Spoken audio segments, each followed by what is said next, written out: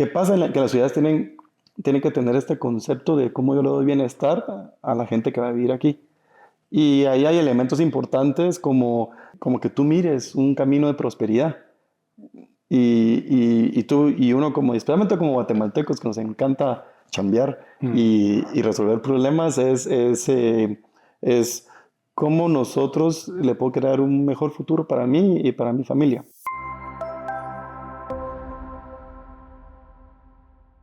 Buenos días amigos, bienvenidos a Los Grandes. Hoy tenemos un súper lindo y querido invitado, Ignacio Besterrechea, Ujú, el socio fundador de Urbop. Y, o sea, yo no soy la persona de explicar qué es un Urbop, yo sé que tiene que ver con bienes raíces, con mucha ujú. consultoría, así que bienvenido Ignacio. Y Muchas gracias, Mijal. si podemos explicar a la audiencia qué es lo que hace Urbop, porque hay un chingo de cosas entre desarrollo, consultoría, viendo los valores, y es mucho. Entonces, si me lo Sí, puedes sí. atar un poco. Sí, mira, nosotros comenzamos jugando. Entonces, y Urbo lo fundamos como una manera de cómo podemos resolver los problemas difíciles del sector inmobiliario y para eso tienes que jugar, tienes que innovar, tienes que romper unas cosas y tienes que pensar diferente.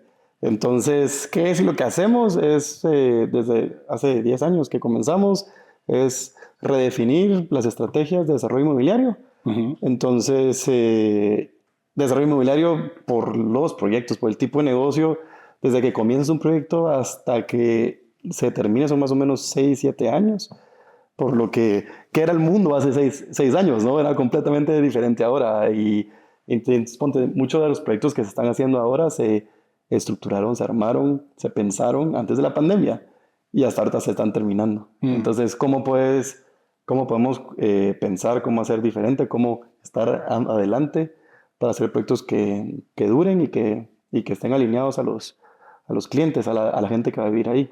Entonces, Yo creo que una de las cosas del sector inmobiliario es exactamente ese, que tienes que crear un futuro. O sea, tienes que ver un lote, un terreno, una parte de la ciudad si estás ahí construyendo, la verdad.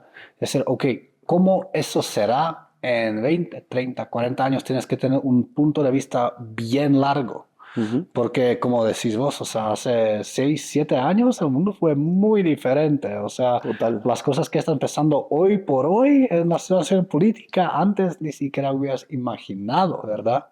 Y entonces, ¿cómo uno va en ponerse en esa posición? O sea, vos te sientas y dices, a ver qué va a pasar. O sea, No es así, y no es así. O sea, yo no tendría trabajo hoy si fuera así, pero sí, es el desarrollo inmobiliario, digamos, el concepto es bien sencillo, la ejecución es súper complicada. ok. Entonces, el concepto existe una necesidad de las personas de tener una vida mejor. Ujú. Y eso nunca se va a acabar.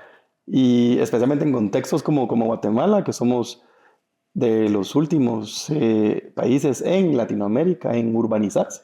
Ok. Entonces, hasta el 2017 éramos más personas viviendo en áreas rurales que en urbanas. Somos de los últimos. El promedio en Latinoamérica es de 84% urbanizado, nosotros vamos en 52%. Wow. Entonces, Todavía hay una brecha. enorme, enorme. Entonces, ¿qué va a pasar? Muchas de las ciudades y pueblos en Guatemala se van a convertir en ciudades como la que vemos ahora en ¿Y Guatemala. cómo sucede eso? ¿Es solamente por migración a las ciudades o también se trata de desarrollar los pueblos o incorporar los pueblos?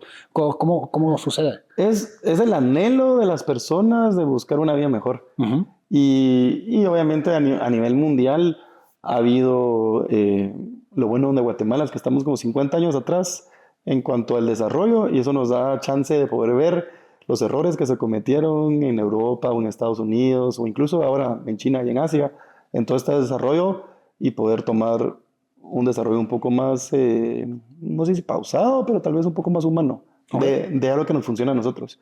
Entonces, la agricultura cada vez está buscando más eficiencias para poder darle comida a la Ujú. mayor cantidad de personas que somos. Y eso requiere de pasar de un trabajo manual a maquinizado, hidropónico, en fin, todo esto. Entonces, ya la agricultura como está no puede sostener la vida de muchas otras personas. Y como pasaba antes. Y por eso hay mucha migración de los hijos de agricultores que quieren una vida mejor. Entonces, ¿qué pasa? Que las ciudades tienen que tener este concepto de cómo yo le doy bienestar a la gente que va a vivir aquí.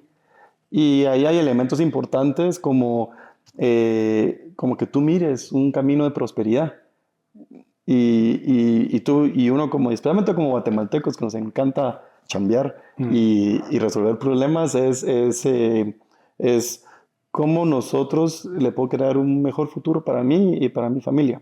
Y hay elementos claves como que yo pueda educar a mis hijos, que yo pueda moverme sin ser esclavo de estar metido en un carro o me van a saltar en los buses. En fin, hay muchas condiciones de ciudad que tienen que ser mejores. Y entre mejor sea tu ciudad, más gente quiere vivir ahí. Entonces hace que las empresas puedan reclutar mejor talento y por ende ser más productivos y por ende empujar mejor el país. Entonces, el crear ciudades con calidad de vida al costo de vida más competitivo posible, ese es el balance de Real Estate Development. Entonces, eh, porque si haces algo que es carísimo y no mucha gente lo puede comprar o acceder, entonces, entonces no se vende, entonces nada funciona. Entonces este balance en cómo tú puedes mejorar la calidad de vida manteniendo el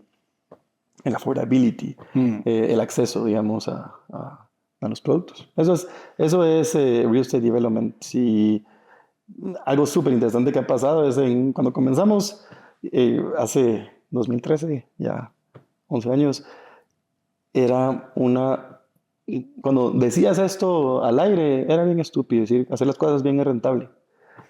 O tener un impacto positivo va a ser bien, buen negocio. Y me recuerdo todavía muchas nuestro primer proyecto que no salió, es cómo tomamos una parte de la zona 4 y la reestructurábamos para poder drásticamente crear una mejor calidad de vida. Y era en una cuadra completa que era propiedad privada. Y tirábamos todo, hacíamos un estacionamiento subterráneo y hacíamos un parque, una cuadra completa. Y obviamente con las propiedades de alrededor podías construir más denso, ¿no? Pero tienes que tener ese elemento y esta es la tercera visión que tenemos en Urbop, es cómo creas valor.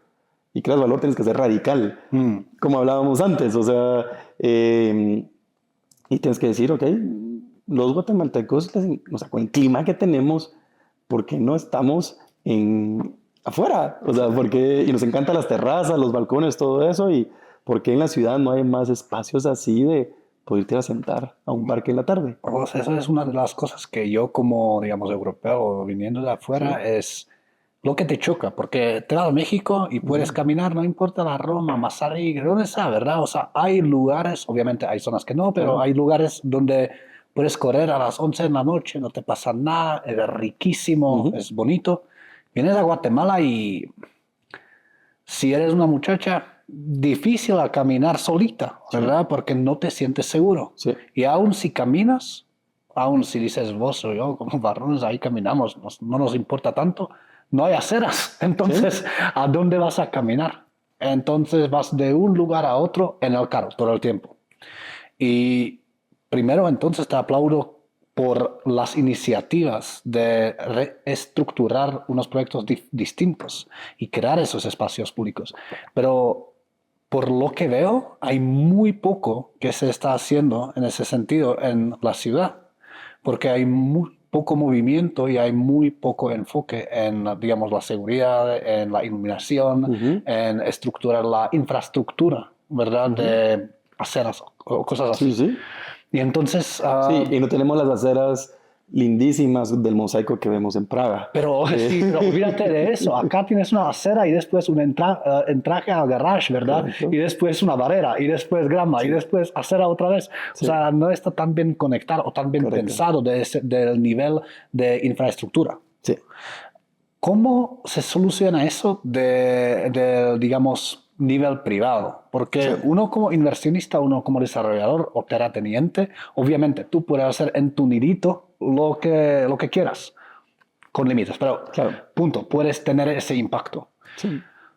¿Cómo podemos todos generar el impacto para la ciudad que mencionaste que todos queremos? Ujú. Nosotros somos, no sé si pragmáticos o estoicos, o un poquito en medio de eso. Y es, tiene que existir un beneficio económico para que las cosas pasen rápido. Ujú. Entonces son los incentivos y tienes que tener bien pragmático en eso y es para que esto podamos transformar y generar un impacto positivo, debe ser rentable.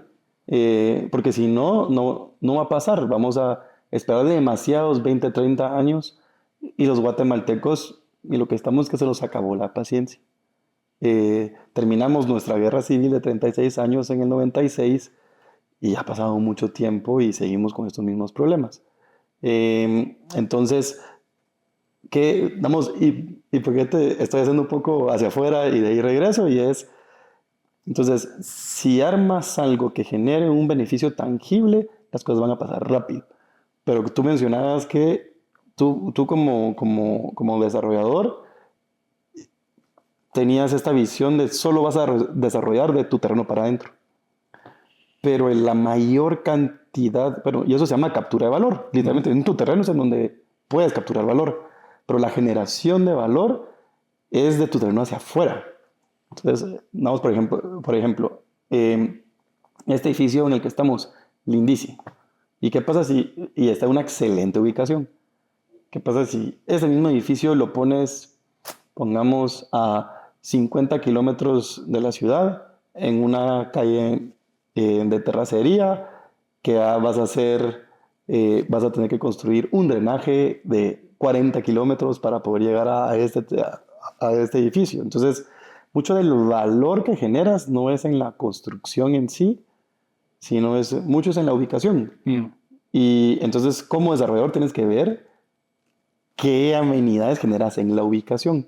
Entonces, obviamente venimos de un proceso y otra vez, hay que ser realista. Guatemala siguen asaltando, siguen secuestros, sigue siendo peligroso específicamente para mujeres.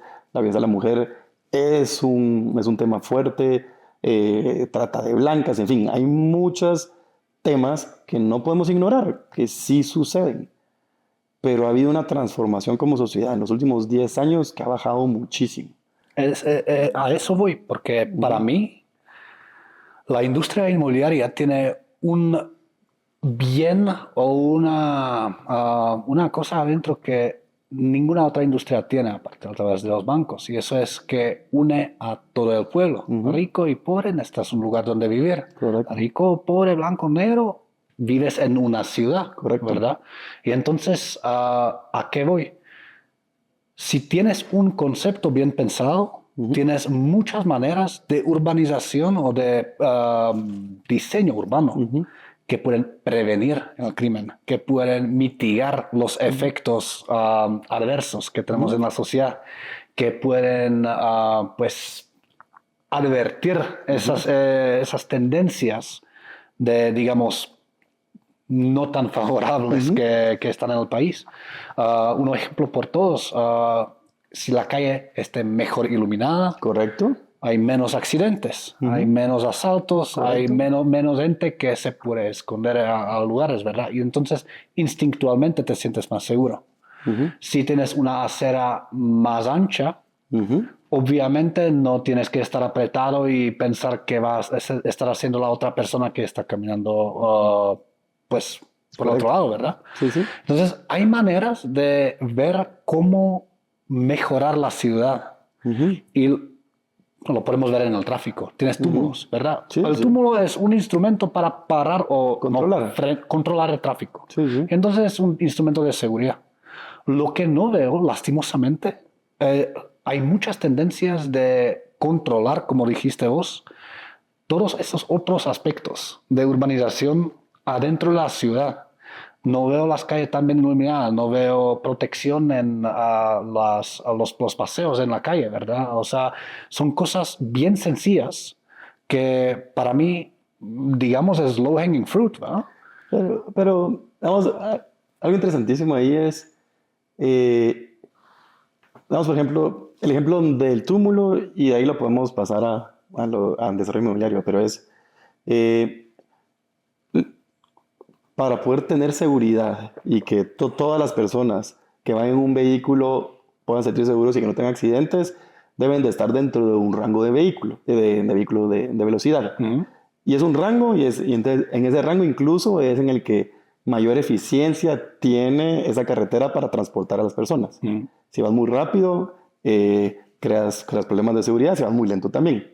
Entonces, por ejemplo, si queremos controlar la velocidad, antes se hacía con un túmulo.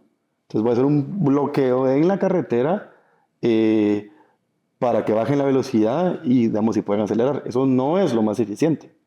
Y se ha comprobado y hay teorías desde los 70, 60, como Jane Jacobs, Death and Life of Great American Cities.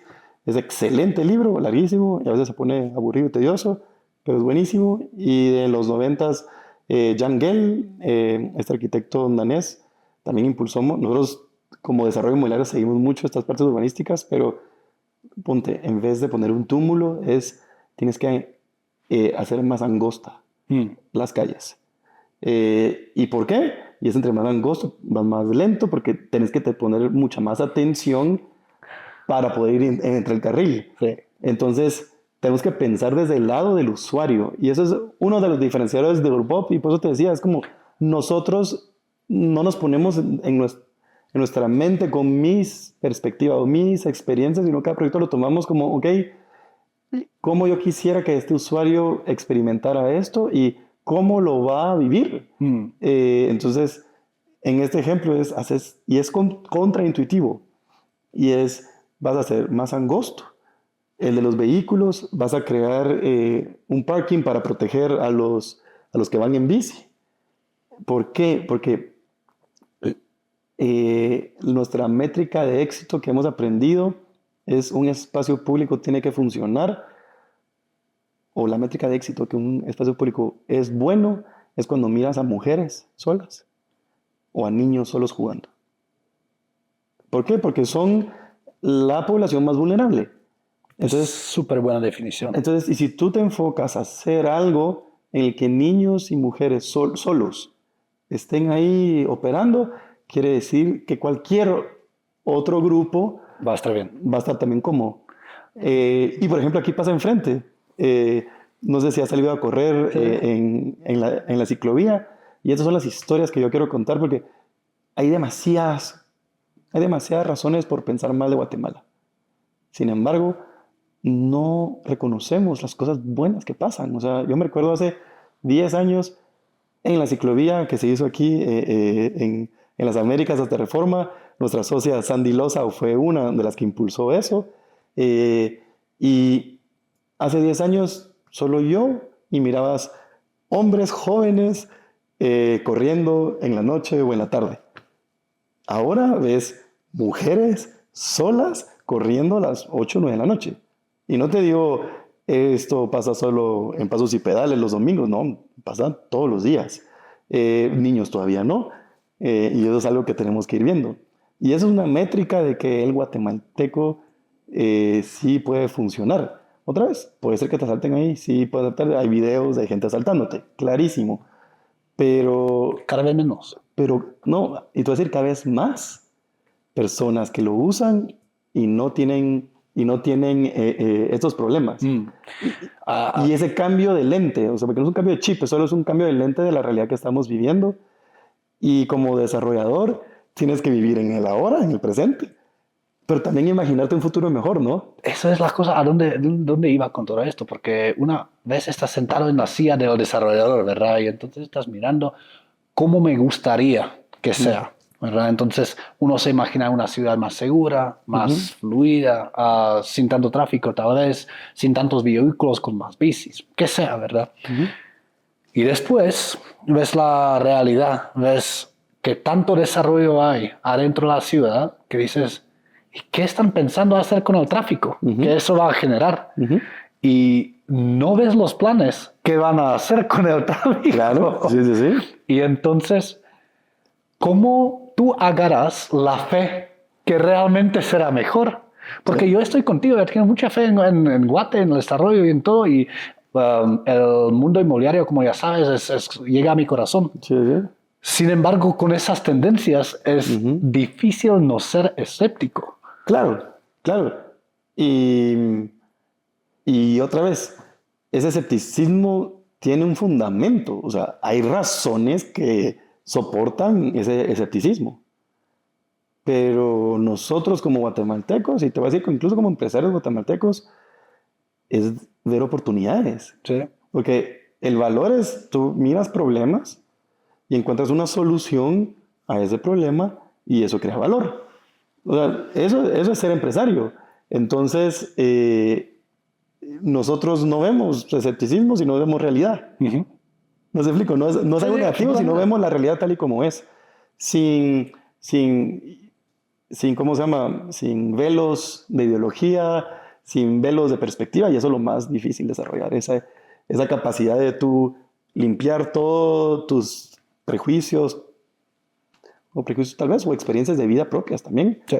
Limpiar eso y decir, ok, voy a atacar este problema y voy a ponerme los zapatos de los usuarios, de la persona que está en el piso viendo esto. Entonces, con eso puedes armar y decir, ok, ¿cómo yo puedo resolver una parte? Porque no puede resolver todo. Entonces, vamos a tratar solo esta partecita. Mm. Y el ejemplo que te puedo dar es nuestros proyectos en Zona 4. Ujú. Entonces, y nuestro socio Christian Smith comenzó en el 2013 con Revivir Zona 4 después de que había implotado. Y él comenzó con proyectos de vivienda, diciendo, mira, necesitamos que gente viva aquí, no solo venga a divertirse y sea turista urbano. Entonces, comenzó con proyectos de vivienda, de ahí el área comercial en el primer nivel es clave y es para una vida segura, urbana, y es porque necesitas gente durante toda la etapa del día, o sea, desde la madrugada hasta la noche. Eso pasa mucho, que hay muy bonitos desarrollos, sueños, ¿verdad? O sea, lo creas, pero la gente solamente va ahí o a trabajar o a vivir. Y entonces el resto del día está Ujú, medio vacío, ¿verdad? correcto. Entonces si te vas a una zona más tranquila, Ujú, durante el día no puedes poner ni café porque nadie te va a comprar correcto. nada. Pero si te vas a un lugar que es más de diversión, Ujú, nadie quiere vivir ahí durante el día porque en la correcto. noche se pone Correcto. duro. Entonces ese equilibrio es bien importante. ¿Cómo llegas a hacer eso? Correcto. Entonces ponte, entonces cuando armamos Expo 1, que es el edificio de oficinas, eso lo desarrollamos, fue nuestro primer proyecto como Urbop. Y enfrente otros desarrolladores que no eran Urbop, son empresas completamente separadas, que no compartimos ni un centavo de utilidad ni nada, pero nos pudimos sentar a platicar así como tú y yo. Y, y lo que hicimos fue, todos estructuramos los proyectos con la misma visión. Y esto no nos lo exigió ni la municipalidad. Tuvimos mucho apoyo de la municipalidad Ujú. en, en ello, en darse cuenta que las intenciones eran buenas y que tenían que flexibilizar ciertas cosas, que pasa mucho en Guatemala, que se cumple la ley sin un criterio de cuál es el impacto. Ok. Entonces, si tú evalúas de que este reglamento tiene un impacto positivo o tiene un impacto negativo, y si está teniendo un impacto negativo, deberíamos de poder modificar o reescribir, ¿no? Yo no estoy como cambiarla drásticamente, pero muchas veces solo redacción. Mm. Y decirle, mira, solo con cambiar de que, por ejemplo, los estacionamientos de comercio son requeridos. Ah, si es un comercio de barrio, no es un requisito los estacionamientos. Porque si tenés una tiendita de que vos vas caminando, compras, tu cliente principal no es alguien que va en un carro. Ujú. Entonces, estos cambios, y no estoy diciendo no cumplir la ley, sino al revés. Entonces, nosotros como desarrolladores llegamos, fuimos con la municipalidad, estos son los cambios y creemos una regulación que sea igual para todos, Sí. en el que se priorice la creación del espacio público. Entonces, eran estas 2 cuadras completas que eran bodegas así abandonadas o con comercios ya de muchos años que no generan mucho valor. Y dijimos, ok, ¿qué es lo que más falta hace en zona 4?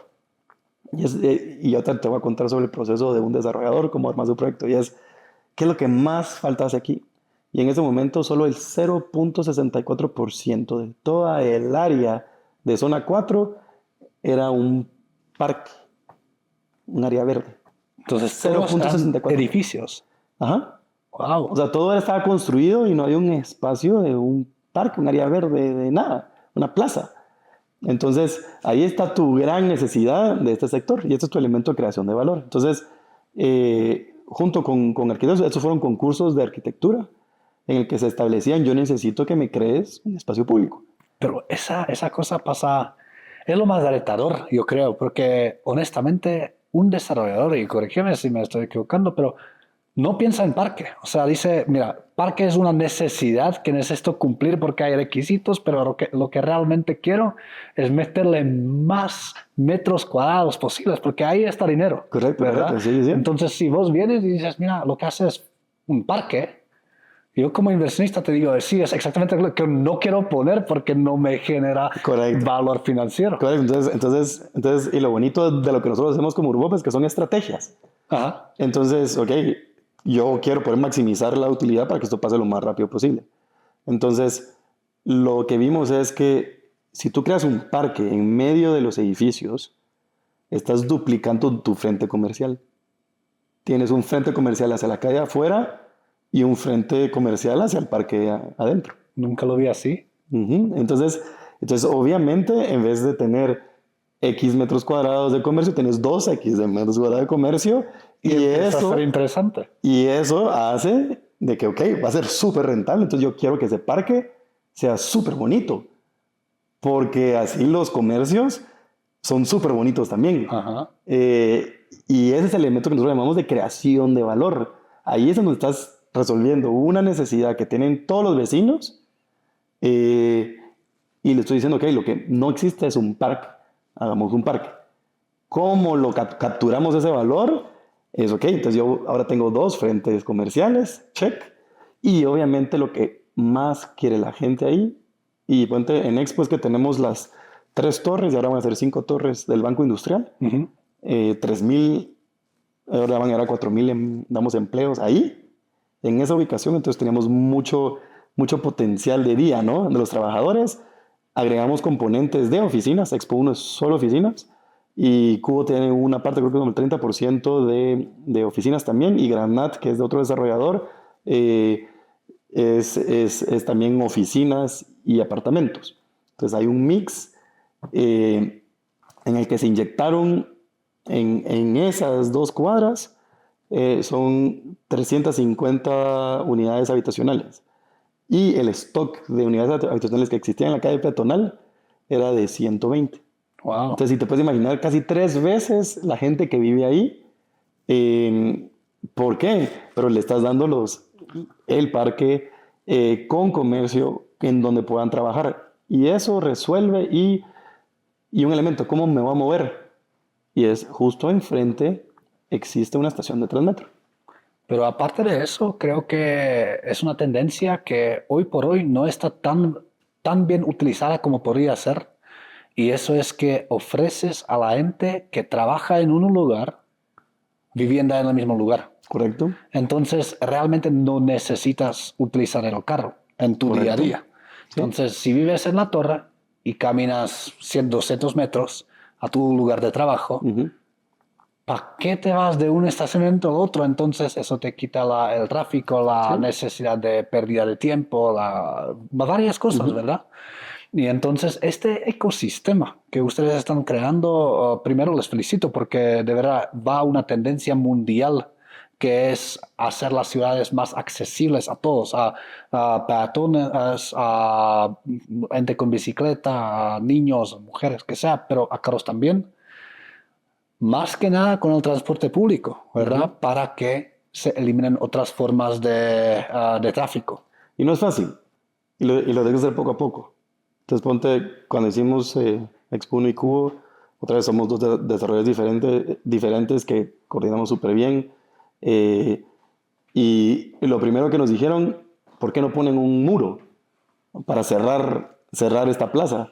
Y entre Grupo Rosul y, digamos, y Christian Smith, que fue el director de este proyecto en Urbop, dijeron, no vamos a poner ni un muro, esta plaza tiene que ser completamente abierta y vamos a tener que hacerle ganas. Y sí, al principio con unos guardias y todo lo demás, pero vas ahora, los guardias ya ni los ves, están medio escondidos, pero son más como guardias de reacción. Entonces, por ejemplo, ¿qué se hizo antes de que sucedieran esto? Se hizo un centro de monitoreo de seguridad de toda la zona 4. Se instalaron más de 100 cámaras y hay un centro de monitoreo con software de reconocimiento facial, etcétera. Todo esto y en coordinación con la Policía Nacional. Y cada edificio aporta un monto, de 2.000 a 3.000 quetzales, cada edificio nuevo que se pone. ¿Y tú crees cuántas veces alguien ha alegado de ese aporte? No.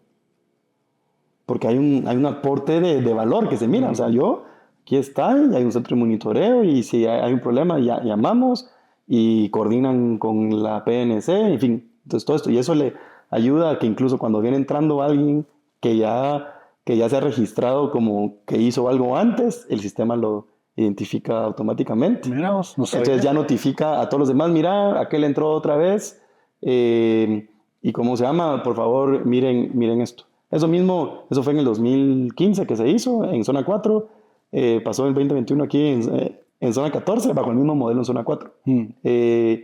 Y eso no es algo que anunciamos, sino era todo este ecosistema y problemas alrededor que teníamos que resolver para poder, ¿cómo se llama?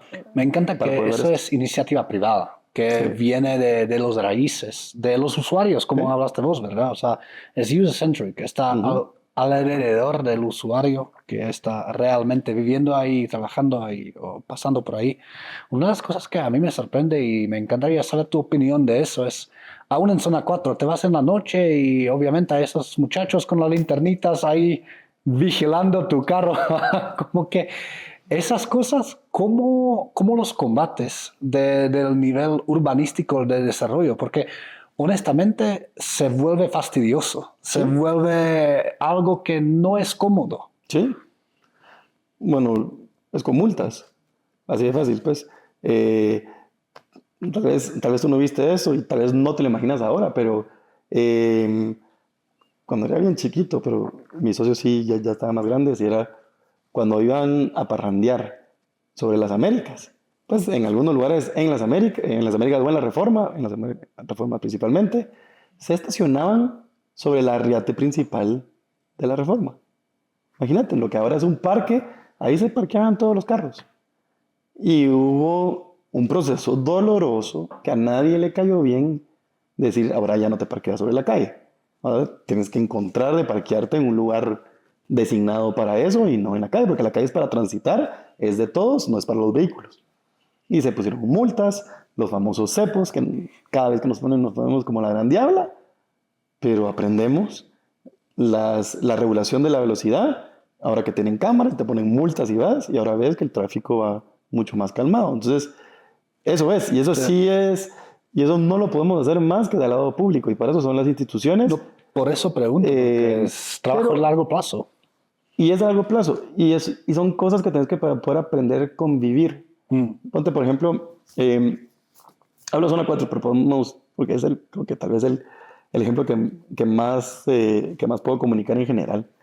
Y hay ciertos actores que no son tan deseables en zona 4, porque hay mucha droga alrededor, y la gente con adicción se mueve hacia la zona 4 para poder pedir limosna o tipo de esas cosas, porque hay gente en la calle, ¿no?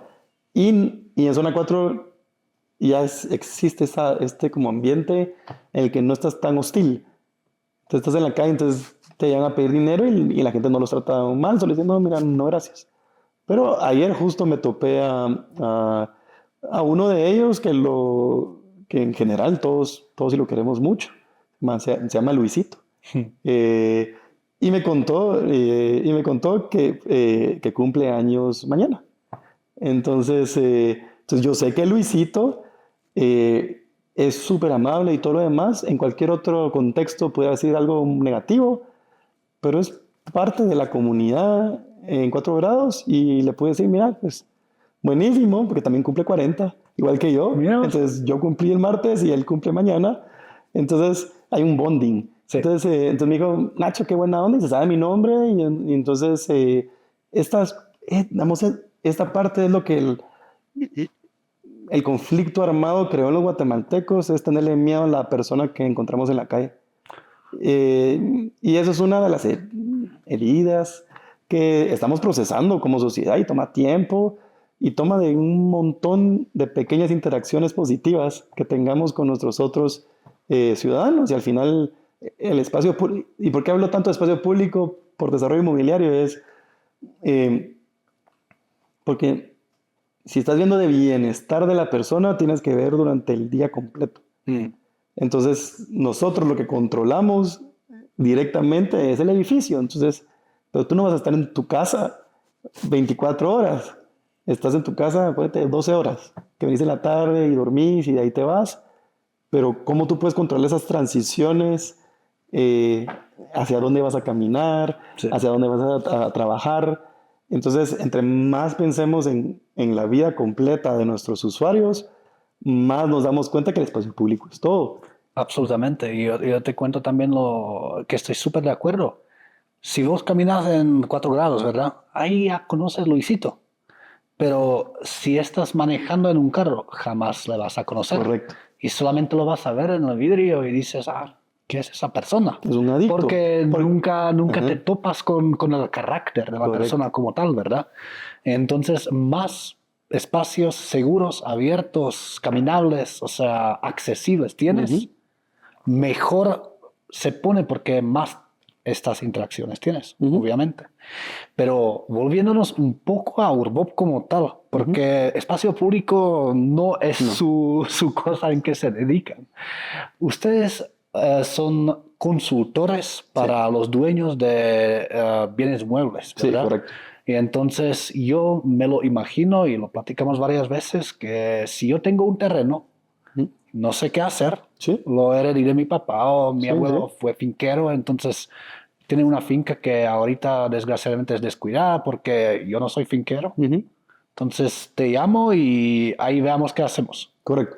Y damos, ponte, nosotros lo que seguimos es la metodología de Design Thinking, y es una metodología de cómo a través del diseño puedes resolver problemas y puedes descubrir oportunidades. Okay. Entonces, puedes tomar paso a paso tras eso. Sí. Entonces, primero es definir el problema. O sea, ¿cuál es el problema que existe? Entonces, en el caso de que yo tengo una tierra, pues tengo esta propiedad y no sé qué hacer. Entonces, el problema es que tengo un uso ahora, muchas veces es agrícola, que ya no está dando el rendimiento que el costo de la tierra tiene, y por ende hay que hacer un cambio de uso. Entonces, en ese cambio de uso, ¿qué hago? Entonces, y ahí se abren todas las opciones. Y la respuesta directa es, pues, hay que evaluar las necesidades del mercado. Entonces, nosotros primero es definir un problema, de ahí el segundo paso es idear soluciones. Idear soluciones, no será, y son opciones, son alternativas, son ideas. Y en esta parte es en donde Urbob nos diferenciamos muchísimo, porque ahora somos 4 socios y además un equipo de 16 personas, súper creativas todas y súper técnicas también. Y tenemos ese balance entre vamos a pensar cosas completamente diferentes, pero cómo las aterrizamos a algo numérico, como el ejemplo que te di, el del comercio de 2 frentes. Y en esta etapa se crean y es alegrísimo, y vamos a jugar y todo es cómo podemos desbloquear la mayor cantidad de valor posible con los problemas que estamos encontrando. De ahí pasas a hacer un prototipo. Okay. Entonces, y ese prototipo se aterriza principalmente en un modelo de negocio. ¿Cómo se ve un prototipo en bienes raíces? Una hoja de Excel, una proforma. Ok. Una proforma, eso es. Entonces para hacer esto vas a necesitar tantos metros cuadrados de tierra, que vas a construir tantos metros cuadrados de edificio. Y edificio puede ser una casa, puede ser una bodega, puede ser 20 pisos, pueden ser 5. Eso lo define la penetración de mercado que te va diciendo o el producto que necesitas. Y una vez estableces eso, te dices, ok, y necesito que estos metros cuadrados venderlos a este precio de promedio de mercado. Y así como comenzamos esa primera parte, y ese es el prototipo. Y creas un baseline, digamos, porque no hay un producto todavía, simplemente es una proforma, es una estructura de áreas. De ahí viene en lo que Juan Carlos y Sandy son excelentes, y es en crear el producto. Ok. Entonces, ya una vez con este prototipo vienes y lo testeas, ¿no? Entonces creas Entonces te productos. cuadran los números y después vas a ver qué Claro. haces. Pero los números vienen primero. Los números es primero, porque es una base. Entonces ponte mucho del diseño que pasaba antes y es, tienes un terreno, conozco a un amigo arquitecto y le dices al arquitecto, haceme lo que vos pensés que es mejor. Sí. Pero el rol del arquitecto va a venir y te va a hacer el mejor uso del espacio para, con la calidad mejor para el usuario, digamos. Después Pero viene no la sabes, cuenta. pero no sabes, pero el arquitecto no sabe quién es el usuario, cuántos metros cuadrados, de qué tamaños, porque ese no es su rol. Su rol es tomar este programa arquitectónico y hacerlo realidad de la mejor manera, la más eficiente, y poder coordinar entre estructuras, entre costos, y en fin, y armar este paquete. Entonces, lo que nosotros le dimos la vuelta a Urbop es, primero comencemos con la necesidad, después definimos esta proforma, los números, y cuál es la utilidad que estamos persiguiendo con un producto estándar de mercado. Entonces, eso primero, porque así sabemos muy bien cuál es un baseline. Entonces, se lo pagas primero a los mercadólogos, que nosotros le llamamos el product development. Entonces, ahí ya armas un producto, entonces dices, ok, estos son apartamentos chicos para jóvenes trabajadores que lo que les interesa es la vida urbana, no estar en su casa. Entonces, los apartamentos tienen que estar de tu tamaño, lo que pueden pagar los jóvenes es tanto de cuota al mes, y por ende el tamaño tiene que ser este, porque es al revés. Y comenzamos con cuál es el poder adquisitivo que tiene este grupo objetivo, y ahí hacemos reverse engineering para decir, ok, tiene que ser de este tamaño, de 1 a 2 habitaciones. Entonces, eso se llama armar un producto, product development. Y de ahí testeamos todo eso, y hasta que el producto esté definido, y eso se miran imágenes, números, es como un mood board, digamos. Y ese es un documento que se establece. Y hasta ahí es una actualización. Entonces, sobre el baseline se mira si este producto genera más valor que el baseline. Y ahí decimos, ok, vale la pena y nos podemos diferenciar de mercado. Entonces, ahora ya no vamos a hacer con el precio promedio por metro cuadrado del sector, sino nos podemos ir un poco más arriba. No, pero este producto no es high-end, por ejemplo, nos podemos ir a un intermedio. Ok. Y hasta que tengas eso y el cliente te diga check, es que incluyes y comienza la planificación del proyecto. Y el número 1 de la planificación del proyecto son los arquitectos. Yo soy arquitecto de profesión, entonces entiendo cuáles son los dolores de un arquitecto, y es esto. Hace esto, pero no hay mucha claridad y no tiene un baseline en donde el arquitecto puede decir si generó valor. ¿Sabes qué? Yo veo eso enseguida, que cuando hablas de profesionales, siendo un carpintero, siendo arquitecto, siendo abogado, siendo desarrollador de páginas de web o qué sea, siempre depende en qué tan bien definido tienes el producto. Lo menos definido, ahí tienes más oportunidad de como alineación, ¿me entiendes? Sí. Entonces hay una oportunidad de desacuerdo, de que el cliente no esté feliz porque tuvo otra idea. Y entonces yo creo que uno de los puntos clave que ustedes están brindando a la mesa, pues es esa claridad. Eso es lo que estamos haciendo. Porque un cliente puede decir, mira, quiero una casa para mi familia. Y buen arquitecto pregunta, ok, cómo funciona, cuántas personas, si tienen visitas, carros, que sea.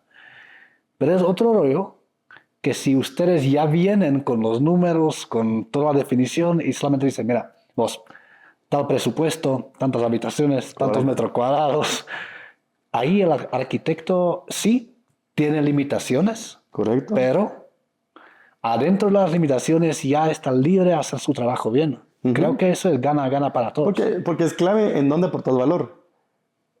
No se explico, y es como nosotros, y lo que hacemos en Grupo, pues, como son estrategias, nosotros armamos proyectos para que cada experto brille. Y eso sí, lo más importante, porque especialmente como desarrollador inmobiliario, es que no sos experto en nada, pero sos el responsable de coordinar de que todo entre en un paquete, un producto cohesivo, digamos, o coherente.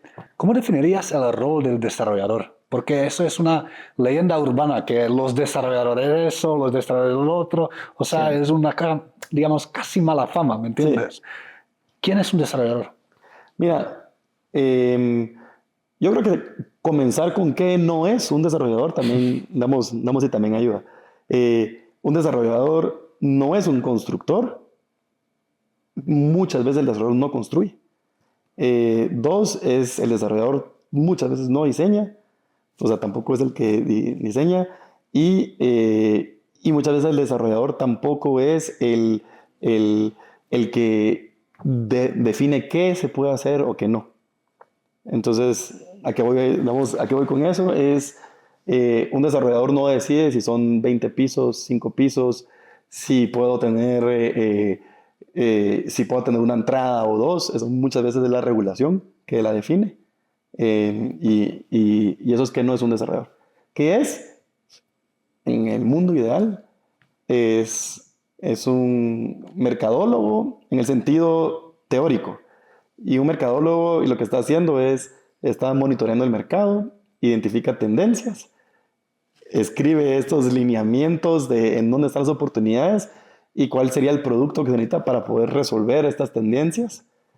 Y sí es responsable de conseguir la tierra, por lo menos. Y de conseguir, porque tiene que estar bajo control de la tierra, no solamente ser dueño de la tierra. Y eso tal vez es otro que no es un desarrollador.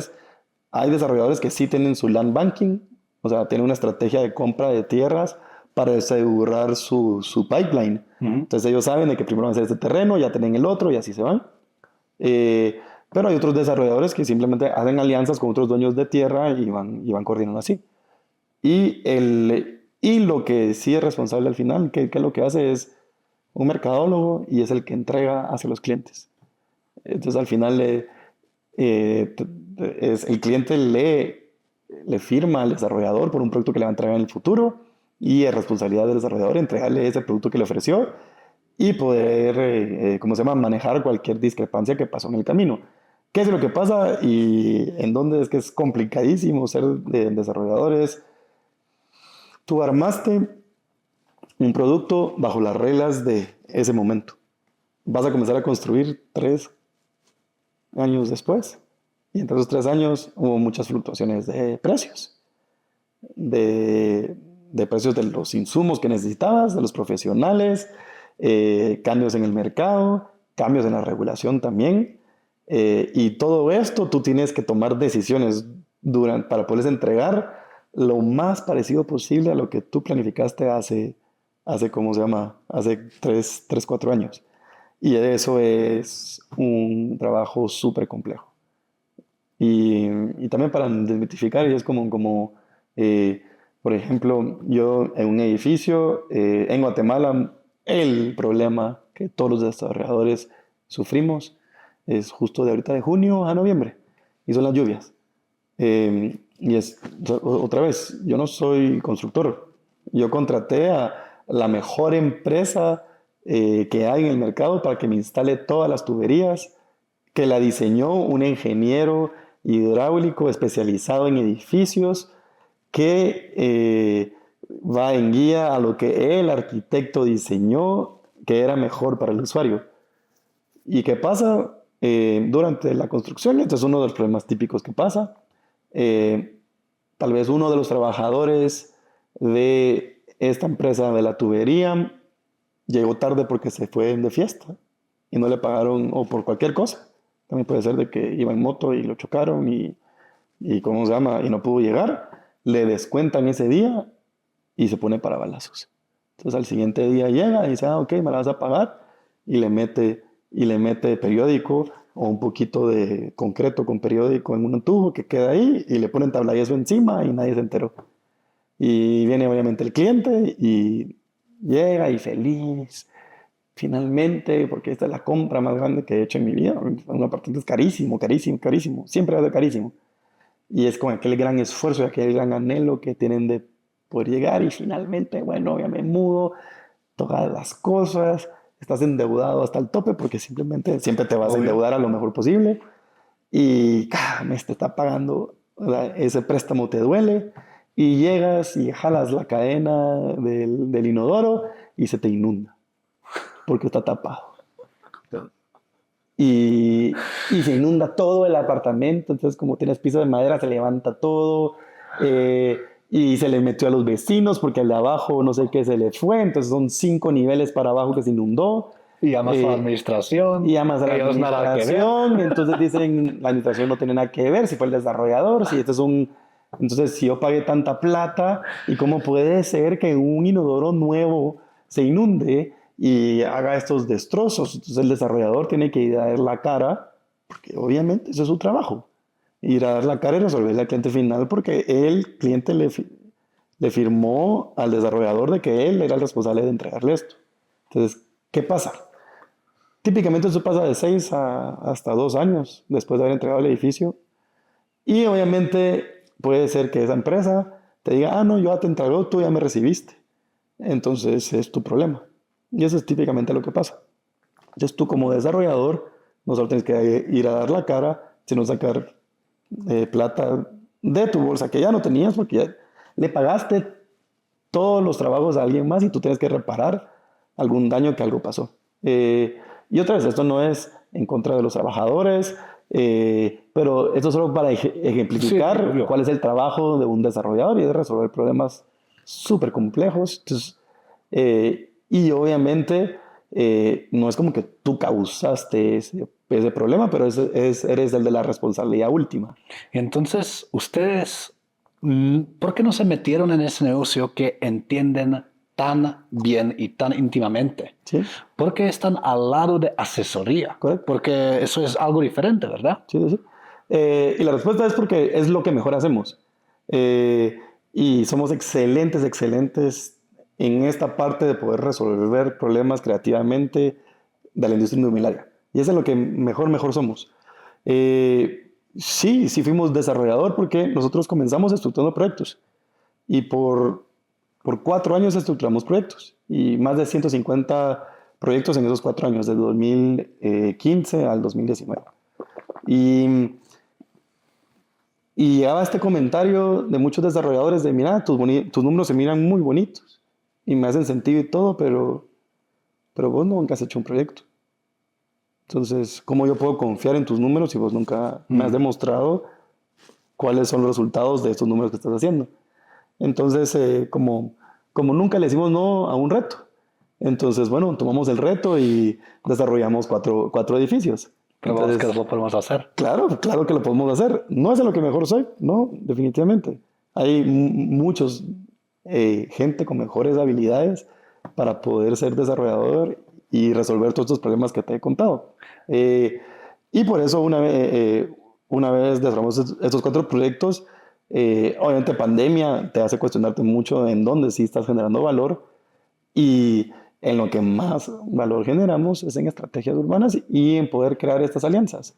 Y en poder decir, mira, es que aquí hay negocio para todos y lo más importante es que hacer más eficiente la industria inmobiliaria, que los proyectos se estructuren mejor para que no hayan sobreoferta en ciertos nichos específicos, que ¿cómo se llama? Que el producto que se estén haciendo es de las necesidades de las personas. Entonces, si nosotros nos enfocamos en esto, podemos armar, estructurar proyectos y, invitar a desarrolladores que son excelentes en productos específicos, que se han especializado para que cada quien haga lo mejor en su rol. Entonces, está ¿cómo se llama? Este rol que hablamos en una conversación con unas chelitas y era el del Master Developer. Ujú. Y nuestra función es básicamente ser un Master Developer, en el que ayudamos a los dueños de tierra a transformar su tierra, convertirlos a ellos en un Land Developer, y nosotros ayudamos a los dueños de tierra a cómo darles el programa, cuál es la lista de requisitos y cuál es el mejor desarrollador para poder hacer eso. No, junto con el programa, solamente para darle contexto, Ignacio desarrolló hace un par de años un programa que es en un nivel mundial, donde se ponen varias opciones, ¿verdad? Si la tierra tiene agua, nacimiento, si hay qué tal tipo de vecino está, qué tipo de acceso tiene, o sea, diferentes nivelaciones, Sí, sí. diferentes tipos de, pues, de grados de alcance, ¿va? Ujú. Y con ese programa te hace mucho más fácil todo el trabajo de decidir qué vas a poner en una tierra, Sí. ¿verdad? Pero también puedes dividir tierra. Lo que hemos hablado, un caso de uso, si un par de, digamos, hermanos hereden una Sí, tierra de su papá, dicen, claro. ¿sabes qué? Lo dividimos en 4. Sí. Pero no son 4 mismos cubitos, No. ¿verdad? Y entonces, ¿cuál fue ese camino de ser un arquitecto tras desarrollar ese programa, Sí. tras decidir, ¿sabes qué? Eso es lo que me gusta, hasta terminar encontrando tu propósito Sí. en el mundo inmobiliario? O sea, Sí. ¿cómo está haciendo eso? La verdad que con mis socios. Eh, y por eso, o sea, creo que las sociedades te tienen que poder dar estos complementos y desbloquearte visiones nuevas de vida. Entonces, me recuerdo re bien cuando regresé a Guatemala en 2013 de estudiar en Holanda, lo que fui a estudiar era cómo podías programar comportamiento. Ujú. Y ese comportamiento, al tú programarlo y poder saber las reglas que pueden, ¿cómo se llama?, replicar ese comportamiento, poder diseñar con ellos. Y si miras, eso es justo el proceso que hacemos, ¿no? Si nosotros podemos ver las reglas de comportamiento del mercado, diseñamos el producto que necesita eso. Y esa visión o ese cambio de lente, porque es la misma cosa que yo he estudiado, solo que Juan Carlos llegó un día y me hizo, mira, de aquí en adelante vas a guardar tus crayoncitos. Y ahora ya no vas a dibujar, ya vas a usar Excel para eso. Y esa frase me cambió la vida. Y me cambió la vida. Y me hizo ver la vida de otro punto de vista. Y eso es Urbop, así comenzó Urbop. Y de ahí vino. Qué bueno tener un mentor así, Sí, ¿verdad? O ¿verdad? sea, te cambia la Ajá. dirección Sí, y... sí, y en todo el camino, obviamente con todos los nuevos retos que te va dando la vida, tener mentores como ponte Sandy, que tiene una visión, ella estuvo en la municipalidad, fue la directora de movilidad urbana Ujú. de la municipalidad, fue de la que diseñó no solo, o está en cargo de la red del Transmetro, sino también ella fue la que impulsó la red de ciclovías. Eh, y de ahí y se pasó ¿cómo se llama? Al lado, a nosotros con Urbop. Entonces tiene esta visión de que tú tienes que poder hablar el idioma de la otra persona. No tienes que forzar tu idioma. Entonces, y muchas veces nosotros como sector privado queremos que el sector público también hable nuestro idioma. Cuando no, Nunca va a entonces, pasar. o sea, háblame en checo ahorita y no te Eso. entiendo nada, pues, y la conversación sería muy diferente a si estamos hablando español los dos. Y los dos nos vamos acomodando y es una cosa de ambos lados y Sandy trae eso. Y Sandy me ha enseñado muchísimo, muchísimo de decir, ok, Nacho, no es como tú piensas. O sea, la gente no funciona en ceros y unos como tú lo miras, pues entonces, ¿sabes qué? Escúchalos, o sea, mira cómo reaccionan, pregúntales cuál es su motivación, cuáles son sus problemas del día a día. Y Sandy trae eso, o sea, trae esa humanidad que al final todos somos personas con nuestros sueños, con nuestros dolores, vamos, a todo el mundo nos está pasando algo duro en nuestra vida. Y estamos tan metidos en nuestra cabeza que no damos ese espacio para que las otras personas nos cuenten. Y al final eso es lo que genera valor. Y Cristian me ha enseñado a priorizar. Priorizar. Y hay cosas importantes en la vida y hay cosas... Todavía sigues aprendiendo. Yo vi tu horario y... Sí. Me falta mucho priorizar todavía. Sí, Pero mira, otra cosa que sí me interesa primero, gracias por tu paciencia, por mi español. ¿Verdad? no pasa nada. Hablas muy bien. Mejor que mi checo, seguro. Mira, Nasdravi. Eso. Pero ahorita que Urbo ya llegó a una fase de ser una compañía madura, Sí. ustedes están pensando de expandir. De hecho, ya están en Costa Rica. Creo que están en Honduras, ¿verdad? Estamos en Costa Rica, en El Salvador, Ajá. y estamos comenzando proyectos en Nicaragua y en Dominicana. Ah, wow. Sí. ¿Cómo manejas ese crecimiento? Porque una cosa es, como dijiste vos ahorita, aprendimos el idioma de la municipalidad acá. Aprendimos cómo piensan los chapines de bienes raíces. Y ahorita me tocan 3 diferentes países que piensan diferente.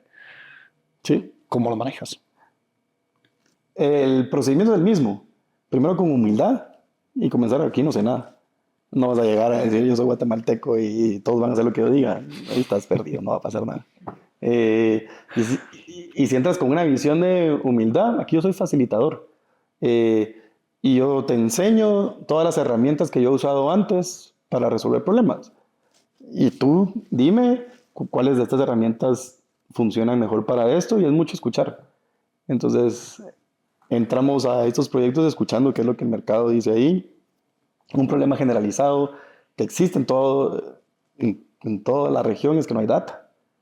Y si hay data es o muy antigua o está súper sucia, en el sentido de que no puedes confiar tanto y te toca ser muy creativo en cómo puedes hacer correlaciones, un poco, diría, jaladas, pero es muchos supuestos. The best that you can get, ¿no? Entonces, y te toca ser muy intuitivo incluso con la data.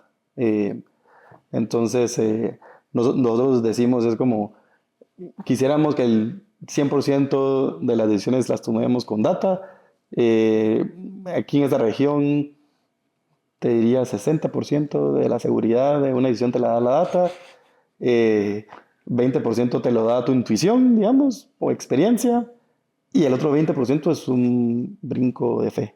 Ok. Porque si estás buscando ese 100%, no va a hacer nada. No va a hacer nada porque te tienes que atrever en algún momento. No te puedo dar, o sea, dime así, ¿cuántos odontólogos hay que se han graduado en el último año que necesiten una clínica médica en la zona 9? No hay. Entonces sería súper fácil. ¿Cómo se llama? El colegio de odontólogos debería de tener esa información y tú puedes acceder a eso, pero ahí no existe. Entonces, ¿qué es lo que tienes que hacer? Ser muy creativo en cómo tú puedes hacer tus testeos de mercado para poder definir algo. ¿Qué encontraste? ¿Qué encontraste que te sorprendió en otros países? Es un contenido que quiero hacerlo en Guatemala, y es, en Guatemala somos demasiado duros con nosotros mismos. Somos demasiado duros. Todo el mundo afuera nos mira así como, es que Guatemala, qué bueno que ellos no se han dado cuenta de lo que tienen. Porque en el día de que ellos digan, es que somos lo máximo, si tuviéramos un poquito como mexicanos, o como los ticos que dicen, yo soy tico, yo soy mexicano, tuviéramos un poquito de eso, nos comemos a todos. O sea, el 50% de los productos que se consumen en Centroamérica son producidos en Guatemala. Todo lo que tiene Costa Rica de riqueza natural, nosotros tenemos igual o un poco más de variedad, de diversidad, de bioclimas. Otro ejemplo es el aprovechamiento de los recursos hídricos de toda la región, desde México hasta Panamá, más o menos un 20%. Quiere decir que todo el agua que cae aprovechan 20%, que lo ponen en reservorios para poder regar, en hidroeléctricas. Guatemala es menos del 1%. Entonces hay camino por recorrer. Tenemos todo, pero nosotros mismos somos muy duros. Somos muy duros como guatemaltecos, en vez de decir, muchachos, somos lo máximo. O sea, somos 18 millones de personas. O sea, trabajadores. Somos súper amables porque está en nosotros ser amables con la otra persona. Sí. Tenemos riquezas, damos naturales. Mucho del problema es que el 70% de nuestra población no tiene un trabajo formal. Entonces, viven de la sobrevivencia. Entonces, ese es el problema que tenemos que resolver, pero eso no quiere decir que no seamos lo mejor. Y yo creo que eso es lo que yo he visto en toda la región. Todo el mundo dice, qué bueno que los guatemaltecos, qué bueno que los guatemaltecos, y no se la creen, porque en el momento nos dejan tirados, nos dejan tirados. Te doy una última vueltita a este tema, y eso es, ahorita que llegan las lluvias, ¿verdad? Siempre, cada año es un tema que es reputacionalmente cagado. Sí. Porque viene el río Las Vacas, el vertedero, Ocean Cleanup, ¿verdad? Que en Guatemala están metiendo no sé cuántas toneladas de basura en el río. Ahí todas las organizaciones por todas las redes sociales, ¿verdad? Están limpiándolo. Esos camiones lo llevan de regreso al vertedero. Y con otra lluvia cae otra vez. Correcto. ¿Cómo se puede resolver ese tema por completo? Porque honestamente yo por uno estoy harto de leerlo cada año enseguida. Sí, mira, yo no soy político, ni está ni siquiera en mi ámbito lo de la basura ni todo eso, por lo que no me atrevería a dar una solución específica sobre eso, pero dando ese contexto, y mucho de lo que hemos hablado es, ¿queremos hacernos sentir bien que estamos haciendo algo o queremos resolver el problema? Y yo creo que esa pregunta como guatemaltecos es que no la tenemos que hacer. Porque si es solo para sentirnos bien, y eso que como sociedad estamos bien, pues esta vía de poner más bardas y todo está perfecto. Pues. En el otro caso, si lo quieres resolver de verdad el problema, va a ser doloroso. Va a ser doloroso. Para todos. Va a ser doloroso. Y por ejemplo no estoy proponiendo esto, por favor, porque no soy experto. Pero eliminar los plásticos. No se puede vender ningún producto en un envase plástico. Es extremadamente doloroso. O sea, todas las industrias tendrían que cambiar sus plantas, las bolsas, entonces tienen que ser de papel. Entonces, o sea, es un desastre, es muy doloroso. Hay una pérdida, hay sobrecostos enormes, los precios de todo subiría. Es doloroso. Pero al final ¿queremos resolver el problema o queremos hacernos sentir bien? Lo mismo es con el agua. O sea, ponte nosotros ahorita, a mí me fascina hacer rafting. Y en Guatemala tenemos unos ríos espectaculares. Y hay dos problemas, hay mucha basura. Cada año están más sucios. Y el otro problema ahorita es que no ha llovido. Entonces, típicamente, ahorita a finales de junio, ya pudiéramos ir a hacer unos ríos en el sur de Guatemala. No ha llovido nada y probablemente sea hasta a principios de agosto. Y es una pérdida, ponte en turismo. Tenemos ríos impresionantes y hay un mes que no se va a poder hacer. Entonces, pero yo creo que primero es como guatemaltecos, tenemos que poder, cada uno poder evidenciar cuál es la situación real. Y evidenciar es bien diferente a decir que todo es una mierda. No sé si me explico. Sí. Y y la actitud es bien sutil, ese cambio, pero ese cambio es bien diferente. Y es como decir, yo este río lo quiero limpiar porque quiero que yo poder hacer rafting con mis hijos. Yo quiero en 10 años yo poder estar remando en este río pristino. Y por eso es que necesito limpiar la basura, que lo manejemos mejor. Y es este cambio lente. Es un cambio sutil en lente que lo tenemos los guatemaltecos, porque si no fuéramos optimistas, nos hubiéramos rendido en este país hace mucho tiempo. Pues. Entonces, creo que lo tenemos ahí, pero nos han contaminado un poco. Y nos han hecho perder esta visión de que somos lo máximo. De verdad, somos lo máximo. Y me emociona mucho en Guatemala cómo está posicionado. O sea, geográficamente, con toda la presión del nearshoring, hay muchísimas oportunidades. Hay un gran problema de migración, de que nuestras mejores personas están yendo a Estados Unidos porque ganan muchísimo mejor allá que aquí, incluso a costa de dejar a sus familias, a las personas que más quieren. Entonces, si logramos darles una mejor calidad de vida y que puedan estar con sus familias aquí, o sea, creo que todos ganamos. Y eso te da otra vez una dirección de queremos hacernos sentir bien o queremos resolver los problemas. Y yo voy más un poco por resolver los problemas. Es doloroso, no nos vamos a caer bien por un momento, pero si vamos alineados a que, ¿cómo se llama? En otras, no me quiero poner político, pero es inaceptable que hayan niños que no puedan comer o que estén desnutridos. O sea, eso no tiene ninguna ideología atrás, es como de esencia humana, pues, o sea, ¿cómo vas a querer ver a un niño sufrir? Nadie, nadie quiere eso.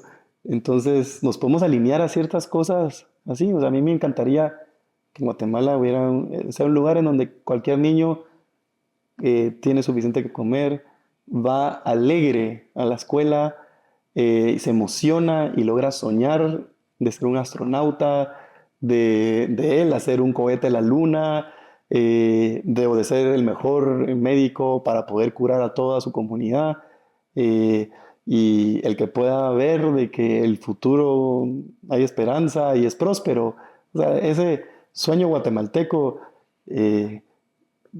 o sea, lo estamos tratando de formar como Urbop en cuanto a una metodología de cómo pudiéramos definir todos este sueño guatemalteco. No es nuestro sueño. Y otra vez, regresando a la metodología de Design Thinking, tenemos que definir los problemas, idear soluciones y tenemos que escuchar. Entonces, escuchar a todos. Entonces, mira, a mí las extorsiones es algo terrible. Es que no me da miedo, o sea, no me dan ganas de emprender porque me van a quitar todo y la vida, porque yo estoy emprendiendo.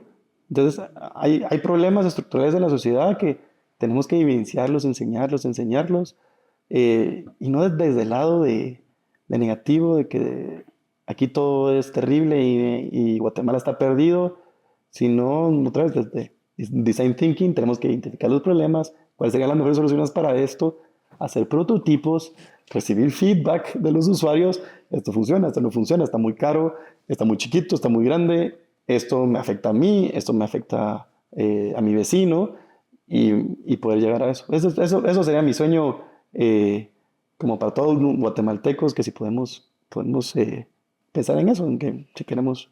Yo creo que ese sueño compartimos todos. Sí, O sí, sea, eso es algo que no importa de dónde vienes o si estás aquí de turismo, o vives aquí o de qué clase de la sociedad eres. El sueño para la mejor Guatemala compartimos todos y muchas gracias por compartir no solamente el sueño, pero el trabajo que se necesita realizar para que el sueño de verdad se convierta en realidad. Sí. Por el lado de Urbop y por el lado tuyo también, porque la urbanización es una gran parte de esto. Ignacio, fue un placer. Eso fue Ignacio Besterchea, el socio fundador de Urbop. Y nos vemos la próxima. Muchas gracias. Más Dravi.